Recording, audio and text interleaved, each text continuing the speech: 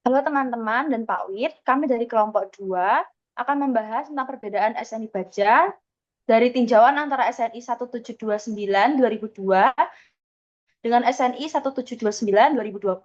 Kelompok kami terdiri dari Rian Rafael, NIM 19B1011010, kemudian Betania Regina Tiveret, NIM 22B10066, Citra Ayuning Sheila, NIM 22B10084, dan Edelweiss Aurora Salsabila, NIM 23B10101.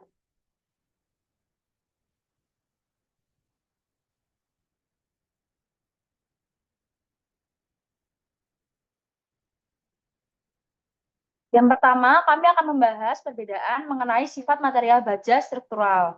Pada SNI 1729 2002, pada tabel 5.3, sifat mekanis baja struktural itu membahas jenis baja berdasarkan BJ. Sedangkan pada SNI 1729 2020 mengacu pada material baja struktural yang disetujui dengan standar ASTM. Terdapat perbedaan pada tegangan putus dan peregangan minimum yang terdapat dalam SNI. Kemudian,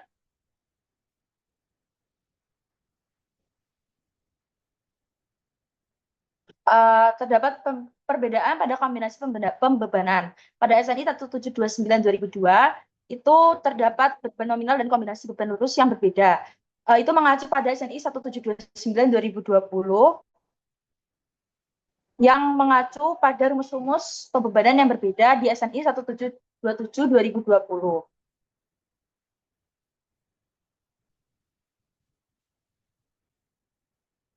Kemudian, perbedaan terhadap faktor reduksi tegangan plastis. Pada SNI 1729 2002, distribusi tegangan plastis adalah pada daerah momen positif balok komposif yang menggunakan penghubung geser tegangan tekan sebesar 0,85 FC dianggap bekerja dengan distribusi merata. Namun, pada SNI 1729 2020, metode distribusi tegangan putus, kekuatan nominal yang harus dihitung dengan asumsi bahwa komponen baja telah mencapai tegangan FY baik dalam kondisi tarik ataupun tekan dan komponen beton dalam kondisi tekan yang diakibatkan gaya aksial dan atau lentur telah mencapai tegangan sebesar 0,85 FC dengan FC adalah kekuatan tekan beton terspesifikasi dan KSI atau MPA untuk PSR bundar yang terisi beton tegangan sebesar 0,95 FC diizinkan digunakan untuk komponen beton dalam kondisi tekan akibat gaya aksial dan atau untuk memperhitungkan efek-efek pengangkangan beton.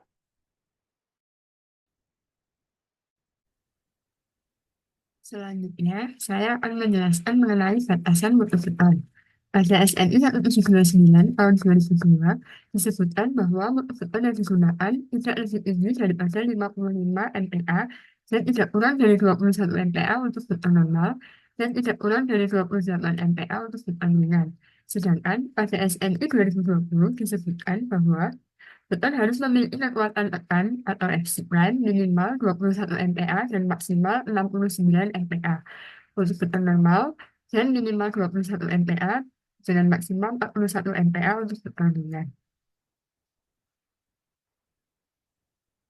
Selanjutnya, untuk rasio minimum baja pada struktur komposit, disebutkan bahwa luas penampang profil baja minimal sebesar 4% dari luas penampang komposit total. Sedangkan pada SNI 179/2020 disebutkan bahwa luas penampang profil baja harus terdiri dari sedikitnya 1% dari total penampang komposit. Selanjutnya, untuk kuat tekan nominal pada SMI tahun 2002 dijelaskan pada kuat rencana kolom komposit yang mampu menempuh beban aksial adalah VC dikali NN dengan isi adalah 0,85 dengan keterangan sebagai berikut. Sedangkan pada kuat tekan nominal pada SNI 179 tahun 2020 disebutkan untuk nilai VC adalah 0,75 dan seterusnya seperti yang tertera pada layak. Selanjutnya akan dijelaskan oleh teman saya. Untuk kekuatan tekan tersedia pada komponen struktur yang komposit, di mana ada beton simetrisnya yang dibangun secara aksial, itu ada 3 perbedaan. Ada penampang kompak, penampang non-kompak, dan penampang langsing yang terdapat pada layar. Untuk selanjutnya,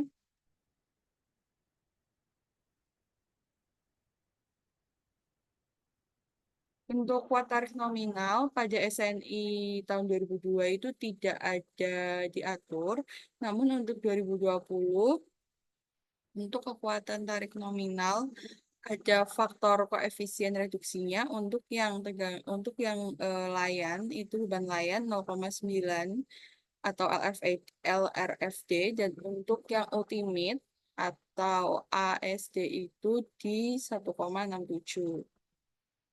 Next, untuk kuat untuk positif di mana diatur pada SNI 2002 itu untuk H per TW itu harus kurang dari lebih kecil dari 1680 per akar FYF, di mana ada koefisien reduksinya di 0,85 dihitung berdasarkan distribusi tegangan plastis pada penampang yang komposit. Sedangkan untuk MN yang ditentukan berdasarkan superposisi tegangan elastis yang memperhitungkan pengaruh tumpuan perancah itu menggunakan koefisien reduksi di 0,9, dan perbandingan rasio antara H atau tinggi profil dengan TW atau tinggi webnya, tinggi badannya itu harus lebih besar dari 1680 per akar FYF. Lalu pada SNI 2020 itu dijelaskan untuk kekuatan lentur positif desain, dan kekuatan lentur positif yang diizinkan itu memiliki koefisiennya masing-masing, di mana untuk koefisien yang layan atau LRFD itu 0,9 dan koefisien ultimate atau beban izin ASD itu di 1,67, di mana perbandingannya itu untuk yang momen ditentukan dari distribusi tegangan plastis pada penampang komposit itu memiliki perbedaan di angkanya, di mana kalau perbandingan rasionya itu harus lebih kecil daripada 3,76 dikali akar E per FY, dan untuk yang MN ditentukan dari superposisi tegangan elastis itu harus lebih besar, rasionya itu harus lebih besar dari 3,76 akar E per FY, di mana ada catatan di sini untuk profil yang berbentuk W, S, dan HP untuk ASTM A6 itu harus memenuhi batas-batas dalam pasal yang dilanjutkan. Next akan dijelaskan oleh teman saya. Kuat lentur negatif. Sebagai alternatif, kuat lentur negatif rencananya Rho BMN dapat dihitung dengan mengambil Rho-nya itu sebesar 0,85 di SNI, ya SNI 1729 tahun 2002. Yang besarnya ditentukan berdasarkan distribusi tegangan plastis pada penampang komposit.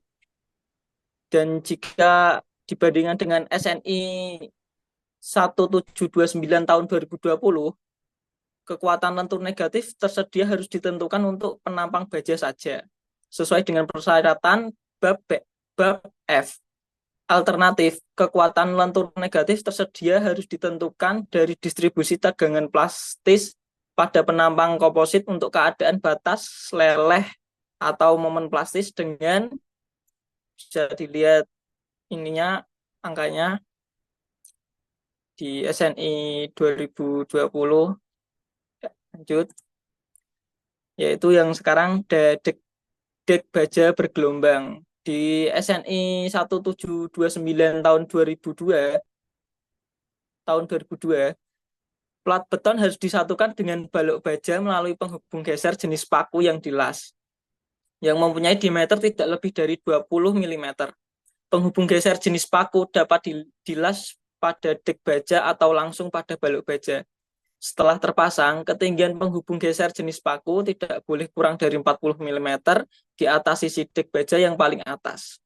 Dan yang ketiga, ketebalan plat beton di atas dek baja tidak boleh kurang dari 50 mm. Dan jika dibandingkan dengan SNI 1729 tahun 2020, slab beton harus disambungkan ke balok baja dengan angkur baja stat berkepala yang dilas balik melalui dek tersebut atau langsung ke penampang melintang baja.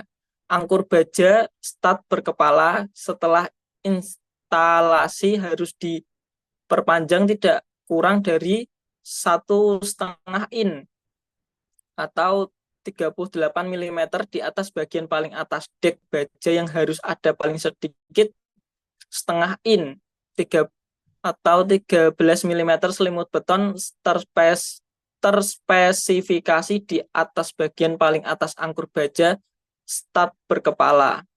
Tebal slab di atas dek baja tidak boleh kurang dari 2 in atau 50 mm.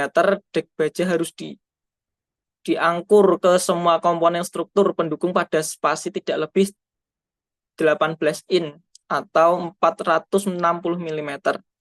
Angkur yang demikian harus diberi dengan angkur baja stat berkepala, kombinasi dari angkur baja stat berkepala dan las arc spot atau paddle atau perangkat lain yang terspesifikasi dalam dokumen kontrak. Lanjut. Penghubung geser.